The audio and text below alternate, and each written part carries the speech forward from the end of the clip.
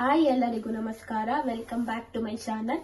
ಯಾರೆಲ್ಲ ನನ್ನ ವಿಡಿಯೋನ ಫಸ್ಟ್ ಟೈಮ್ ನೋಡ್ತಾ ಇದ್ದೀರಾ ಅವರೆಲ್ಲನೂ ಕೂಡ ಸಬ್ಸ್ಕ್ರೈಬ್ ಮಾಡಿಕೊಂಡು ಅದ್ರ ಪಕ್ಕದಲ್ಲಿರುವಂತ ಬೆಲ್ ಐಕನ್ ನ ಪ್ರೆಸ್ ಮಾಡಿದ್ರೆ ನಾನು ಮಾಡಿರೋಂತ ವಿಡಿಯೋಸ್ ಎಲ್ಲನೂ ಕೂಡ ನಿಮ್ಗೆ ಫಸ್ಟ್ ಬರುತ್ತೆ ಅನ್ಬೋದು. ನಾನು ಇವತ್ತು ತುಂಬಾ ರುಚಿಯಾದ ಇದ್ಕಿದ ಬೇಳೆಯಿಂದ ಸಾಂಬಾರ್ ಹೇಗ್ ಮಾಡೋದು ಅಂತ ತೋರಿಸ್ತಾ ಇದ್ದೀನಿ. ಅದು ತುಂಬಾ ನಾಟಿ ಸ್ಟೈಲ್ ಅಲ್ಲಿ ತುಂಬಾ ಸುಲಭ ವಿಧಾನದಲ್ಲಿ ಹೇಗೆ ಮಾಡೋದು ಅಂತ ನಿಮ್ ಜೊತೆ ಕೂಡ ಶೇರ್ ಮಾಡ್ಕೊಂತಿದೀನಿ. ಅದಕ್ಕೆ ಏನೇನೆಲ್ಲ ಇಂಗ್ರೀಡಿಯೆಂಟ್ಸ್ ಬೇಕು ಅಂತ ನಾನು ಇಲ್ಲಿ ತೋರಿಸ್ತಾ ಇದ್ದೀನಿ. ಅದನ್ನೆಲ್ಲಾನು ಒನ್ ಟೈಮ್ ಹೇಳ್ತೀನಿ ಏನೇನ್ ಬೇಕು ಅಂತ. ಫಸ್ಟ್ ಬಂದು ನಮ್ಗೆ ಹಿದ್ಕಿದ ಬೇಳೆ ಅವರೆಕಾಳು ಅಂತ ಹೇಳ್ತಾರೆ. ಅವರೆಕಾಳನ್ನ ನೀವು ಒಂದ್ 8 ಗಂಟೆ ಚೆನ್ನಾಗಿ ನೆನೆಸ್ಬಿಟ್ಟು ಅದ್ರ ಮೇಲಿರುತ್ತಂತ ಸಿಪ್ಪೆನ ತಕೊಂಡು ಈ ರೀತಿ ನೀವು ಮಾಡ್ಕೊಂಡು ಇಟ್ಕೋಬೇಕಾಗಿರುತ್ತೆ. ಆ ಪ್ರೋಸೆಸ್ ನಾನು ನಿಮ್ಗೆ ತೋರಿಸಿಲ್ಲ, ಮೊದಲೇ ಅದನ್ನ ರೆಡಿ ಮಾಡಿ ಇಟ್ಕೊಂಡಿದ್ದೆ. ಸೊ ಅದಕ್ಕೋಸ್ಕರ ಹೇಗೆ ಈ ರೀತಿ ರೆಡಿ ಆಗುತ್ತೆ ಅಂತ ನಿಮ್ಗೆ ತೋರಿಸ್ತಾ ಇದ್ದೀನಿ. ಈ ರೀತಿ ಇರಬೇಕು. ಅದಾದ್ಮೇಲೆ ನಾನಿಲ್ಲಿ ಒಂದು ಅರ್ಧ ಹೋಳಷ್ಟು ಕಾಯಿನ ತುಳ್ಕೊಂಡು ಸೇರಿಸ್ಕೊಂಡಿದ್ದೀನಿ. ಆಮೇಲೆ ನಾನು ಒಂದು ಆಲೂಗಡ್ಡೆನ ಈ ರೀತಿ ಕಟ್ ಮಾಡ್ಕೊಂಡು ಸೇರಿಸ್ಕೊಂಡಿದ್ದೀನಿ. ನಿಮ್ಗೆ ಎಷ್ಟು ಸಣ್ಣ ದಪ್ಪ ಬೇಕು, ನಿಮ್ಗೆ ಎಷ್ಟು ಸಣ್ಣ ಬೇಕಾ ದಪ್ಪ ಬೇಕಾ ಅಂತ ನೋಡ್ಕೊಂಡು ನೀವು ಸೇರಿಸ್ಕೊಬಹುದು. ಮತ್ತೆ ನಾನು ರುಬ್ಬೋಕ್ಕೋಸ್ಕರ ನಾನಿಲ್ಲಿ ಕಡಲೆನ ಸೇರಿಸ್ಕೊಳ್ತಾ ಇದ್ದೀನಿ. ಯಾಕಂದ್ರೆ ಸ್ವಲ್ಪ ಸಾಂಬಾರು ಗಟ್ಟಿಯಾಗಿ ಬೇಕು ಅಂದ್ರೆ ನೀವು ಕಡಲೆ ಸೇರಿಸ್ಕೊಬಹುದು, ಇಲ್ಲಾಂದ್ರೆ ಕಂಪ್ಲೀಟ್ಲಿ ಆಪ್ಷನಲ್ ಅಂತ ಹೇಳ್ತೀನಿ. ನಂತರ ನಾನಿಲ್ಲಿ ಮಸಾಲೆ ಐಟಮ್, ಮೇನ್ ಈ ಮಸಾಲೆ ನಮಗೆ ಬೇಕಾಗಿರುವಂತದ್ದು ಕೊತ್ತಂಬರಿ ಸೊಪ್ಪು ಸೇರಿಸ್ಕೊಂಡಿದ್ದೀನಿ, 3 ಒಣಮೆಣಸಿನಕಾಯಿ, 1 ಬೆಳ್ಳುಳ್ಳಿ, 2 ಟೊಮೊಟೊ, 2 ಈರುಳ್ಳಿ, ಸ್ವಲ್ಪ ಕರಿಬೇವಿನ ಸೊಪ್ಪು, 1 ಶುಂಠಿ, 1 ಇಂಚಷ್ಟು ಶುಂಠಿ, ಚಕ್ಕೆ, ಲವಂಗ, ಇಷ್ಟು ಸೇರಿಸ್ಕೊಂಡಿದ್ದೀನಿ. ರುಬ್ಬಕ್ಕೆ ಇಷ್ಟು ಬೇಕಾಗುತ್ತೆ. ಇದನ್ನ ಫಸ್ಟ್ ನಾವು ಚೆನ್ನಾಗಿ ಒಂದು ಪ್ಯಾನ್ ಅಲ್ಲಿ ಫ್ರೈ ಮಾಡಿಕೊಂಡು ಅದಾದ್ಮೇಲೆ ನಾವು ಸೇರಿಸ್ಕೊಬೇಕಾಗುತ್ತೆ. ಆಮೇಲೆ ಧನಿಯಾ ಪುಡಿ ಮತ್ತೆ ಸಾಂಬಾರ್ ಪುಡಿ ಸೇರಿಸ್ಕೊಬೇಕಾಗುತ್ತೆ. ಅದು ನಿಮ್ಗೆ ರುಬ್ಬೇಕಾದ್ರೆ ನಾನು ಹಾಕ್ಬಿಟ್ಟು ತೋರಿಸ್ತೀನಿ. ಈಗ ಹೇಗೆ ಫ್ರೈ ಮಾಡೋಣ ಬನ್ನಿ, ಹೇಗೆ ಮಾಡೋದು ಅಂತ ನೋಡೋಣ. ಇಷ್ಟು ಇಂಗ್ರೀಡಿಯೆಂಟ್ಸ್ ಬೇಕು. ನೀವು ಇಷ್ಟು ಇಂಗ್ರೀಡಿಯೆಂಟ್ಸ್ ಇಟ್ಕೊಂಡು ಮನೆಯಲ್ಲಿ ತುಂಬಾ ಸುಲಭವಾಗಿ ನಾಟಿ ಸ್ಟೈಲಲ್ಲಿ ಹಳ್ಳಿ ಕಡೆ ಮಾಡುವಂತ ಸಾಂಬಾರ್ ರೀತಿ ಮಾಡಬೇಕು ಅಂದ್ರೆ ಈ ರೀತಿ ನೀವು ಒಮ್ಮೆ ಮಾಡಿ ಟ್ರೈ ಮಾಡಿ ನೋಡಬಹುದು.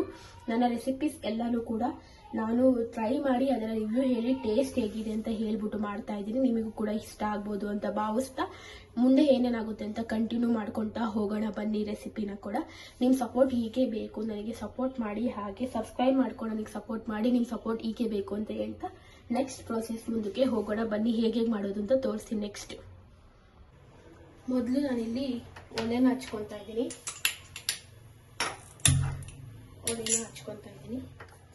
ಹಚ್ಕೊಂಡು ಒಂದು ಪ್ಯಾನ್ ನ ಇಡಬೇಕಾಗುತ್ತೆ. ಒಂದು ಪ್ಯಾನ್ ನ ಇಟ್ಬಿಟ್ಟು ನಾನು ಸ್ವಲ್ಪ ಎಣ್ಣೆ ಸೇರಿಸ್ಕೊತಾ ಇದ್ದೀನಿ.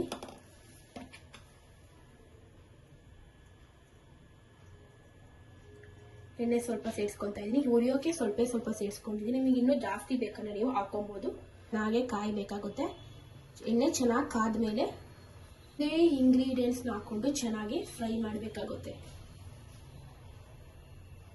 ಕಾದಿದ ನಂತರ ನಾನು ಇಲ್ಲಿ ಚಕ್ಕೆನ ಸೇರಿಸ್ಕೊತಾ ಇದ್ದೀನಿ.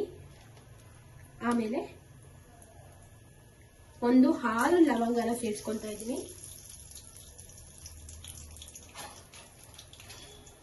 ಅದನ್ನ ಚೆನ್ನಾಗಿ ಒನ್ ಟೈಮ್ ಈ ರೀತಿ ಫ್ರೈ ಮಾಡ್ಕೊಬೇಕಾಗುತ್ತೆ ಎಣ್ಣೆಯಲ್ಲಿ. ಅದನ್ನ ಹಸಿ ಸ್ಮೆಲ್ ಹೋದ್ರೆ ನಿಮ್ಗೆ ಸಾಕು. ನಂತರ ಶುಂಠಿನ ಸೇರಿಸ್ಕೊತಾ ಇದ್ದೀನಿ. ಪೂರ್ತಿ ಸೇರಿಸ್ಕೊಂಡ್ಬಿಡಿ ಶುಂಠಿನ. ಅದನ್ನು ಚೆನ್ನಾಗಿ ಒನ್ ಟೈಮ್ ಫ್ರೈ ಮಾಡಿ. ಅದ್ರ ಹಸಿ ಸ್ಮೆಲ್ ಕೂಡ ನಿಮಗೆ ಹೋಗ್ಬೇಕು. ಸೊ ಅದಕ್ಕೋಸ್ಕರ ಫ್ರೈ ಆಗಿದ ನಂತರ ನಾನಿಲ್ಲಿ ಬೆಳ್ಳುಳ್ಳಿನ ಸೇರಿಸ್ಕೊತಾ ಇದ್ದೀನಿ. ಸಿಪ್ಪೆ ಸುದ್ದು ಕೂಡ ಸೇರಿಸ್ಕೊಬಹುದು, ಇಲ್ಲಾಂದ್ರೆ ಸಿಪ್ಪೆ ಸಮೇತ ಈ ರೀತಿ ಕೂಡ ಸೇರಿಸ್ಕೊಬಹುದು. ಇದನ್ನು ಚೆನ್ನಾಗಿ ಹಾಕೊಳ್ಳಿ. ಅದನ್ನು ಕೂಡ ಚೆನ್ನಾಗಿ ಒನ್ ಟೈಮ್ ಫ್ರೈ ಮಾಡಬೇಕಾಗುತ್ತೆ.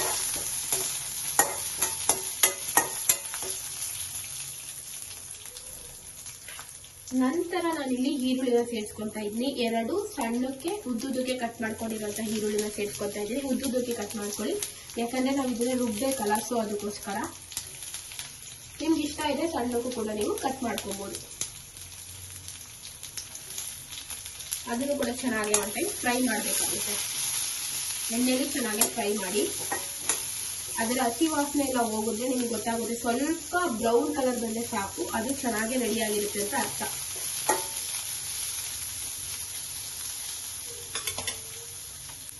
ಈರುಳ್ಳಿ ಕೂಡ ಚೆನ್ನಾಗಿ ಫ್ರೈ ಆಗಿದೆ. ಇವಾಗ ನಾನಿಲ್ಲಿ ಟೊಮೊಟೊನ ಸೇರಿಸ್ಕೊತಾ ಇದ್ದೀನಿ. ಟೊಮೊಟೊ ಕೂಡ ಸೇರಿಸ್ಕೊಂಡು ಚೆನ್ನಾಗಿ ಫ್ರೈ ಮಾಡಬೇಕು. ಅದು ಕೂಡ ಸ್ವಲ್ಪ ಸಾಫ್ಟ್. ಸ್ವಲ್ಪ ಟೊಮೊಟೊ ಚೆನ್ನಾಗಿ ಫ್ರೈ ಆದಮೇಲೆ ಕರ್ಬೇವು ಸೊಪ್ಪು ಇಟ್ಕೊಂಡಿದ್ದಲ್ಲ ಅದನ್ನು ಸೇರಿಸ್ಕೊಬೇಕಾಗುತ್ತೆ. ಕರ್ಬೇವು ಸೊಪ್ಪನ್ನ ಸೇರಿಸ್ಕೊಂಡು ಅದನ್ನು ಕೂಡ ಸ್ವಲ್ಪ ಚೆನ್ನಾಗಿ ಫ್ರೈ ಮಾಡ್ಕೊಳ್ಳಿ.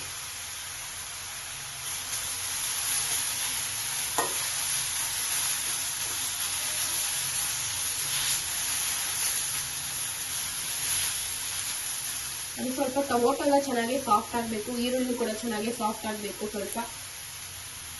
ಸ್ವಲ್ಪ ಬೇಗ ಫ್ರೈ ಆಗಬೇಕು ಅಂತ ನನಗೆ ಸ್ವಲ್ಪ ಉಪ್ಪನ್ನ ಸೇರಿಸ್ಕೊತಾ ಇದ್ದೀನಿ. ಆವಾಗ ಬೇಗ ಫ್ರೈ ಆಗುತ್ತೆ. ಕೂಡ ಮಾಡುವಂಥ ಟೈಮಲ್ಲಿ ಉಪ್ಪನ್ನ ಸೇರಿಸ್ಕೊಳ್ಳಿ, ಆವಾಗ ಬೇಗ ಫ್ರೈ ಆಗುತ್ತೆ. ನೋಡಿ, ಈ ರೀತಿ ಚೆನ್ನಾಗಿ ಸಾಫ್ಟ್ ಆಗಿರಬೇಕು.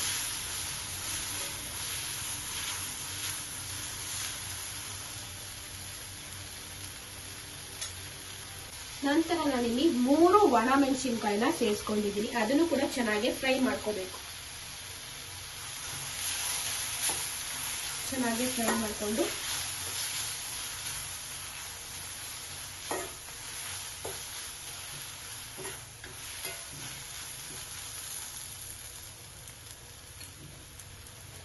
ಚೆನ್ನಾಗಿ ಫ್ರೈ ಮಾಡಿಕೊಂಡು ಈಗ ನೀವು ಸ್ಟವ್ನ ಆಫ್ ಮಾಡಬೇಕಾಗುತ್ತೆ.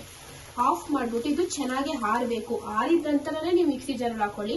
ಬಿಸಿ ಇದ್ದಾಗ ನೀವೇನಾದ್ರೂ ಮಿಕ್ಸಿ ಜಾರಲ್ಲಿ ಹಾಕಿದ್ರೆ ಸಿಡಿಯುವಂತ ಚಾನ್ಸಸ್ ತುಂಬಾ ಇರುತ್ತೆ. ಸೊ ಅದಕ್ಕೋಸ್ಕರ ಆರಿದ ನಂತರನೇ ನೀವು ಮಿಕ್ಸಿ ಜಾರಲ್ಲಿ ಹಾಕೊಂಡು ಚೆನ್ನಾಗಿ ಪೇಸ್ಟ್ ರೀತಿ ಮಾಡ್ಕೊಬೇಕಾಗುತ್ತೆ. ಮಿಕ್ಸಿ ಜಾರಲ್ಲಿ ಹಾಕಿದಾಗ ಏನೇನ್ ಹಾಕ್ಬೇಕು ಅಂತ ನಾನು ನಿಮ್ ಜೊತೆ ಶೇರ್ ಮಾಡ್ಕೊಂತೀನಿ. ಇವತ್ತು ಆರ್ಲಿ 10 ಮಿನಿಟ್ಸ್ ಆರಾಗ್ ಬಿಡಿ. ಇಲ್ಲಾಂದ್ರೆ ಫ್ಯಾನ್ ಕೆಳಗಡೆ ಇಟ್ರೆ ಇನ್ನೂ ಕೂಡ ಬೇಗ ಹಾರುತ್ತೆ.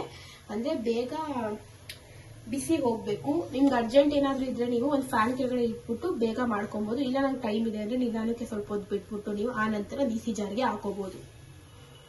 ಈಗ ಒಂದು ಮಿಕ್ಸಿ ಜಾರ್ನ ತಗೋಬೇಕಾಗುತ್ತೆ. ಈಗ ಚೆನ್ನಾಗಿ ಹಾರಿದೆ ನೋಡಿ. ಈಗ ನಾನು ಸೇರಿಸ್ಕೊಂತಾ ಇದ್ದೀನಿ ಈ ರೀತಿ ನೀಟಾಗಿ ಮಿಕ್ಸಿ ಜಾರ್ ಒಳಗಡೆ ಹಾಕೊಬೇಕು ಫುಲ್ಲು. ನಂತರ ನಾನಿಲ್ಲಿ ಕಾಯಿ ತುರಿನ ಸೇರಿಸ್ಕೊಂತಾ ಇದ್ದೀನಿ.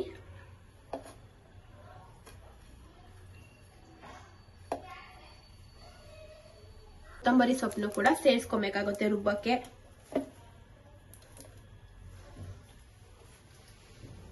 ನಾನಿಲ್ಲಿ ಕಡ್ಲೆನ ಆವಾಗಲೇ ರೆಡಿ ಮಾಡಿ ಇಟ್ಕೊಂಡಿದ್ನಲ್ಲ ಅದನ್ನು ಕೂಡ ಸೇರಿಸ್ಕೊಳ್ತಾ ಇದ್ದೀನಿ.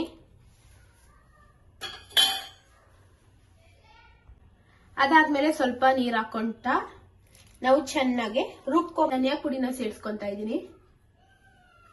ಸ್ಪೂನಷ್ಟು ಧನಿಯಾ ಪುಡಿ ಕೂಡ ಹಾಕೊಂತಾ ಇದ್ದೀನಿ. ಹಾಕೊಂಡು ಏನಿಲ್ಲ ಜಸ್ಟ್ ಚೆನ್ನಾಗಿ ರುಬ್ಕೊಳ್ಳಿ. ನೋಡಿ ರುಬ್ಕೊಂಡು ಬಂದಿದ್ದೀನಿ. ಇದು ಮಸಾಲೆ ಅಂತ ತೋರಿಸ್ತೀನಿ ನೋಡಿ. ಈ ರೀತಿ ಇರಬೇಕು. ಈ ರೀತಿ ಗಟ್ಟಿಯಾಗಿ ಚೆನ್ನಾಗಿ ರುಬ್ಕೊಳ್ಳಿ. ಈ ರೀತಿ ರುಬ್ಕೊಂಡು ಇಟ್ಕೋಬೇಕು.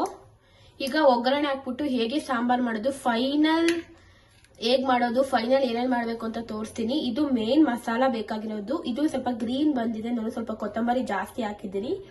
ನೀವು ಸ್ವಲ್ಪ ಕೊತ್ತಂಬರಿ ಕಮ್ಮಿ ಹಾಕಿದ್ರೆ ರೆಡ್ ಕಲರ್ ಬರುತ್ತೆ. ಸೊ ಅದಕ್ಕೋಸ್ಕರ ನಾನು ಸ್ವಲ್ಪ ಕೊತ್ತಂಬರಿ ಜಾಸ್ತಿ ಹಾಕಿರೋದ್ರಿಂದ ಗ್ರೀನ್ ಕಲರ್ ಬಂದಿದೆ. ಏನು ತೊಂದರೆ ಇಲ್ಲ. ಟೇಸ್ಟ್ ವೈಸು ಏನು ಕೂಡ ಚೇಂಜ್ ಆಗಲ್ಲ. ಟೇಸ್ಟ್ ಸೇಮ್ ಹೇಗಿರುತ್ತೋ ಅದೇ ರೀತಿ ಇರುತ್ತೆ. ಸ್ವಲ್ಪ ಕೊತ್ತಂಬರಿ ಜಾಸ್ತಿ ಹಾಕಿರೋದ್ರಿಂದ ಮಾತ್ರ ಗ್ರೀನ್ ಕಲರ್ ಬಂದಿದೆ. ನೀವು ಸ್ವಲ್ಪ ಕಮ್ಮಿ ಹಾಕೊಳ್ಳಿ. ನನಗೆ ಗ್ರೀನ್ ಕಲರ್ ಇಷ್ಟ ಆಗುತ್ತೆ ಅಂದ್ರೆ ನೀವು ಸ್ವಲ್ಪ ಕೊತ್ತಂಬರಿ ಜಾಸ್ತಿ ಕೂಡ ಹಾಕೊಬಹುದು. ನಿಮ್ಗೆ ಯಾವ ರೀತಿ ಇಷ್ಟ ಆಗುತ್ತೋ ಆ ರೀತಿ ಮಾಡ್ಕೊಳ್ಳಿ. ಫೈನಲ್ ಆಗಿ ಏನೇನ್ ಮಾಡ್ಬೇಕು ಅಂತ ತೋರಿಸ್ತಾ ಇದೀನಿ. ಫೈನಲ್ ನಾನು ಸಾಂಬಾರ್ ಮಾಡಕ್ಕೆ ಒಂದು ದೊಡ್ಡ ಪಾತ್ರೆ ತಗೊಂಡಿದ್ದೀನಿ. ಕುಕ್ಕರ್ ತಗೋಬಹುದು ಅಥವಾ ಪ್ಯಾನ್ ಯಾವ್ದಾದ್ರು ಕೂಡ ತಗೋಬಹುದು. ನಾನು ಒಗ್ಗರಣೆ ಮಾಡಕ್ಕೆ ಇಲ್ಲಿ ಸ್ವಲ್ಪ ಎಣ್ಣೆನ ಸೇರಿಸ್ಕೊಂತಾ ಇದ್ದೀನಿ.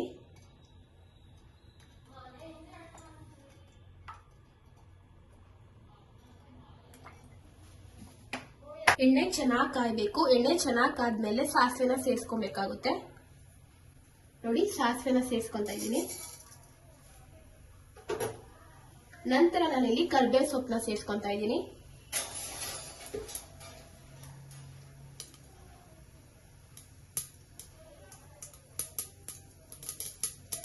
ಸ್ವಲ್ಪ ಕರ್ಬೇವು ಸೊಪ್ಪನ್ನ ಸೇರಿಸ್ಕೊಂತಾ ಇದ್ದೀನಿ.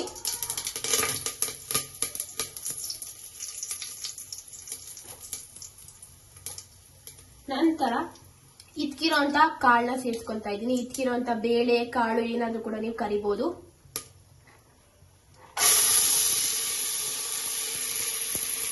ಚೆನ್ನಾಗಿ ಫ್ರೈ ಮಾಡಬೇಕಾಗುತ್ತೆ ಕಾಳನ್ನ.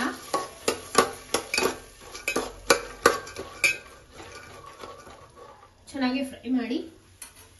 ಫ್ರೈ ಮಾಡಿದ ನಂತರ ನಾನಿಲ್ಲಿ ಆಲೂಗಡ್ಡೆನ ಸೇರಿಸ್ಕೊತಾ ಇದ್ದೀನಿ. ಕಟ್ ಮಾಡಿ ಇಟ್ಕೊಂಡಿದ್ನಲ್ಲ ಆವಾಗಲೇ ಆಲೂಗಡ್ಡೆನ, ಅದನ್ನು ಕೂಡ ಸೇರಿಸ್ಕೊಬೇಕು ಇವಾಗ.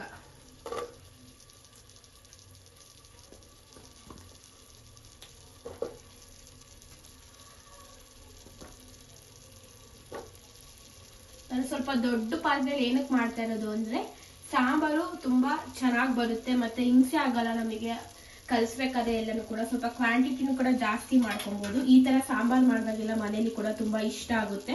ಸೊ ಅದಕ್ಕೋಸ್ಕರ ಸ್ವಲ್ಪ ಕ್ವಾಂಟಿಟಿನೂ ಕೂಡ ಜಾಸ್ತಿ ಇರ್ಲಿ ಅಂದ್ಬಿಟ್ಟು ಸ್ವಲ್ಪ ಕ್ವಾಂಟಿಟಿನ ಜಾಸ್ತಿ ಮಾಡ್ತಾ ಇದ್ದೀನಿ. ನೋಡಿ ಇವಾಗ ಆಲೂಗಡ್ಡೆನೂ ಕೂಡ ಸೇರಿಸ್ಕೊಂಡಿದ್ದೀನಿ. ಆಲೂಗಡ್ಡೆನೂ ಕೂಡ ಒನ್ ಟೈಮ್ ಚೆನ್ನಾಗಿ ಮಿಕ್ಸ್ ಮಾಡ್ಕೊಬೇಕಾಗುತ್ತೆ. ಜಸ್ಟ್ ಇದು ಸ್ವಲ್ಪ ಎಣ್ಣೆಲಿ ಫ್ರೈ ಆದ್ರೆ ಬೇಗ ಕಾಳು ಬೇಯುತ್ತೆ ಅಂತ ಉದ್ದೇಶದಿಂದ ಮಾತ್ರ ಮಾಡೋದು. ಸೊ ಅದಕ್ಕೋಸ್ಕರ ಚೆನ್ನಾಗಿ ಫ್ರೈ ಮಾಡ್ಕೊಳ್ಳಿ. ಆಲೂಗಡ್ಡೆನೂ ಕೂಡ ಬೇಗ ಬೇಯುತ್ತೆ, ಸೊ ಅದಕ್ಕೋಸ್ಕರ. ನಂತರ ಚೆನ್ನಾಗಿ ಕುದಿಬೇಕು. ಒಂದು 10 ರಿಂದ 15 ನಿಮಿಷ ಚೆನ್ನಾಗಿ ಕುದ್ದಿ ಒಂದು ಹದ ಬರುತ್ತೆ. ನಾನು ಎಷ್ಟು ಬೇಕೋ ಅಷ್ಟು ನೀರು ಹಾಕೊಂಡು ಅಡ್ಜಸ್ಟ್ ಮಾಡ್ಕೊಂಡಿದ್ದೀನಿ. ನಿಮ್ಮ ಮನೇಲಿ ಎಷ್ಟು ಜನ ಇದ್ರೆ ನೋಡ್ಕೊಂಡು ನೀರನ್ನ ಅಡ್ಜಸ್ಟ್ ಮಾಡ್ಕೊಳ್ಳಿ. ಚೆನ್ನಾಗಿ ಬೇಯಬೇಕು ಕಾಳು ಮತ್ತೆ ಆಲೂಗಡ್ಡೆ ಎಲ್ಲಾನು ಕೂಡ. ಬೆಂದ್ರೆ ನಮ್ಮ ಇಕ್ಕಿದ ಬೇಳೆ ಸಾಂಬಾರ್ ಸವಿಯಲು ಸಿದ್ಧ. ನೀವು ಇದ್ರ ಜೊತೆಗೆ ದೋಸೆ, ಇಡ್ಲಿ, ಮುದ್ದೆ, ಅನ್ನ ಯಾವ್ದಾದ್ರು ಕೂಡ ಸೇರಿಸ್ಕೊಂಡು ತಿನ್ಬೋದು. ಪೂರಿನೂ ಕೂಡ ಚೆನ್ನಾಗಿರುತ್ತೆ. ಚಪಾತಿ ಆದ್ರೂ ಕೂಡ ನೀವು ರೊಟ್ಟಿ ಯಾವ್ದು ಕೂಡ ಜೊತೆ ನೀವು ತಿಂದ್ರೆ ತುಂಬಾ ಟೇಸ್ಟಿ ಆಗಿರುತ್ತೆ ಅನ್ಬೋದು. ನಾನು ಇದನ್ನ ತಟ್ಟೆ ಇಡ್ಲಿ ಜೊತೆ ಇವತ್ತು ಸರ್ವ್ ಮಾಡ್ತಾ ಇದ್ದೀನಿ ಅನ್ಬೋದು. ಸೊ ಅದಕ್ಕೋಸ್ಕರ ನೀವು ಮನೇಲಿ ಈ ರೀತಿ ಒಮ್ಮೆ ಟ್ರೈ ಮಾಡಿ ನನಗೆ ಕಮೆಂಟ್ ಮಾಡಿ ತಿಳಿಸಿ. ತುಂಬಾ ಸುಲಭ ವಿಧಾನದಲ್ಲಿ ನನಗೆ ಹೇಗೆ ಬರುತ್ತೋ ಆ ರೀತಿ ನಾಟಿ ಸ್ಟೈಲಲ್ಲಿ ಮಾಡೋದು ತೋರಿಸ್ತಿದ್ದೀನಿ. ಎಲ್ಲರೂ ಕೂಡ ಈಸಿಯಾಗಿ ಮಾಡ್ಬೋದು. ಬಿಗಿನರ್ಸ್ ಕೂಡ ತುಂಬಾ ಈಸಿಯಾಗಿ ಮಾಡ್ಬೋದಂತ ಒಂದು ಸಾರ್ ಅಂದ್ರೆ ಹಿತ್ಕಿದ ಬೇಳೆ ಸಾಂಬಾರ್ ಅಂತ ಹೇಳ್ತಾ, ನೆಕ್ಸ್ಟ್ ನಾನು ನಿಮಗೆ ಫೈನಲ್ ರಿಸಲ್ಟ್ ಹೇಗೆ ತೋರಿಸ್ತೀನಿ ನೋಡಿ. ಚೆನ್ನಾಗಿ ಕುದೀತಾ ಇದೆ ನೋಡಿ, ಈ ರೀತಿ ಚೆನ್ನಾಗಿ ಕುದಿಬೇಕು. ಒಂದು 5 to 10 ಮಿನಿಟ್ಸ್ ಚೆನ್ನಾಗಿ ಕುದಿದ್ರೆ ತುಂಬಾ ಚೆನ್ನಾಗಿರುತ್ತೆ ಸಾಂಬಾರು. ಸೊ ಅದಕ್ಕೋಸ್ಕರ ಸೇಮ್ ಒಳ್ಳೆ ಚಿಕನ್ ಸಾಂಬಾರ್ ಟೇಸ್ಟ್ ಇರುತ್ತಲ್ಲ ಅದೇ ರೀತಿ ಟೇಸ್ಟ್ ಇರುತ್ತೆ. ಅದೇ ರೀತಿ ನಮ್ಮ ಮಸಾಲೆ ಎಲ್ಲಾನು ಕೂಡ ಹಾಕಿ ನಾವು ಮಾಡಿರ್ತೀವಿ. ಇದಕ್ಕೆ ಬೇಕಾದ್ರೆ ನೀವು ಚಿಕನ್ ಕೂಡ ಹಾಕೋಬಹುದು, ಅಥವಾ ಕೀಮಾ ಕೂಡ ಹಾಕೋಬಹುದು. ಕೀಮಾ ಉಂಡೆ ಅಂತಾರಲ್ಲ ಅದನ್ನು ಕೂಡ ಹಾಕೋಬಹುದು. ಅಥವಾ ನೀವು ಒಂದು ಮೊಟ್ಟೆ ಇರುತ್ತಲ್ಲ ಅದನ್ನ ಬೆಂದ ಮೇಲೆ ಚೆನ್ನಾಗಿ ಒಡೆದ್ಬಿಟ್ಟು 5 ನಿಮಿಷ ಬಿಟ್ಟಾದ್ಮೇಲೆ ಮೊಟ್ಟೆನೂ ಕೂಡ ನೀವು ಸೇರಿಸ್ಕೋಬಹುದು. ಯಾವ ರೀತಿ ನಾನ್ ವೆಜ್ ರೀತಿ ಆದ್ರೂ ಮಾಡ್ಕೋಬಹುದು, ವೆಜ್ ರೀತಿ ಆದ್ರೂ ಮಾಡ್ಕೋಬಹುದು. ಯಾವ ರೀತಿ ಮಾಡ್ಕೊಂಡು ಟೇಸ್ಟ್ ಮಾತ್ರ ಅಮೇಸಿಂಗ್ ಆಗಿರುತ್ತೆ ಅಂತಾನೆ ಹೇಳ್ತೀನಿ. ಸಖತ್ತಾಗಿರುತ್ತೆ ಅನ್ಬೋದು. ನನ್ನ favourite, one of the favourite sambar ಅಂದ್ರೆ ಅದು ಹಿತ್ಕಿದ ಬೇಳೆ ಸಾಂಬಾರು. ಸೊ ಅದಕ್ಕೋಸ್ಕರ ನಿಮ್ ಜೊತೆನೂ ಕೂಡ ಶೇರ್ ಮಾಡ್ಕೊಂಡಿದ್ದೀನಿ.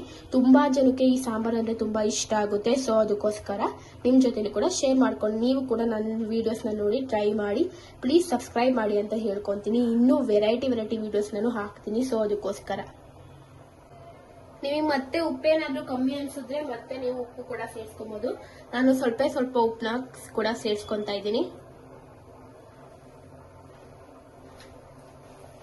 ಎಕ್ಸ್ಟ್ರಾ ಬೇಕಿದ್ರೆ ಯಾಕಂದ್ರೆ ಮಸಾಲೆಗೂ ಕೂಡ ಹಾಕೊಂಡಿದೀವಿ. ಸ್ವಲ್ಪ ನೋಡ್ಕೊಂಡು ಉಪ್ಪನ್ನ ಸೇರಿಸ್ಕೊಳ್ಳಿ. ಮಸಾಲೆಯಲ್ಲೂ ಕೂಡ ತುಂಬಾ ಉಪ್ಪಿದೆ ನೋಡಿ. ಈ ರೀತಿ ಚೆನ್ನಾಗಿ ಕುದಿಬೇಕಾಗುತ್ತೆ. ಚೆನ್ನಾಗಿ ಕುದ್ದಷ್ಟು ಸಾಂಬಾರು ತುಂಬಾ ಗಟ್ಟಿಯಾಗಿರುತ್ತೆ, ತುಂಬಾ ಟೇಸ್ಟಿಯಾಗಿರುತ್ತೆ ಅಂತ ಹೇಳ್ತೀನಿ. ಸೊ ಅದಕ್ಕೋಸ್ಕರ ಸ್ವಲ್ಪ ಜಾಸ್ತಿ ಹೊತ್ತು ಕುದಿಸಿ.